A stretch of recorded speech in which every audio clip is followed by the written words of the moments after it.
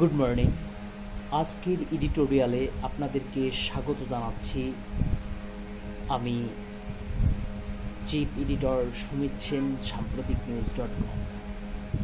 আজকে আমাদের এডিটোরিয়ালের আজকের টপিক আমরা সিলেক্ট করেছি যে অনন্ত জলিলের হাত জোর করে প্রধান উপদেষ্টা সহ সকল উপদেষ্টার কাছে ক্ষমা চাওয়ার যে ব্যাপারটি, তার মতে বাংলাদেশ খুবই একটি বাজে পরিস্থিতির সম্মুখীন হতে যাচ্ছে। বাংলাদেশের RMG sector, readymade garments sector খুবই একটি খারাপ সময়ের মধ্য দিয়ে যাচ্ছে। সেই সম্পর্কিত তিনি একটি সংবাদ সম্মেলনে বলেছেন যে বাংলাদেশের গার্মেন্টস ব্যবসায়ীরা তারা তাদের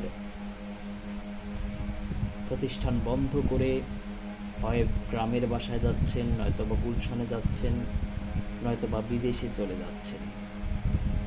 সুতরাং আপনারা দর্শক হিসেবে কি মনে করেন যে আসলেই কি আমাদের দেশে একটি খুবই খারাপ পরিস্থিতির সম্মুখীন হচ্ছে কিনা? এ সম্পর্কে আপনাদের সুচিন্তিত মতবাদ আপনারা কমেন্ট বক্সে জানাবেন। ধন্যবাদ।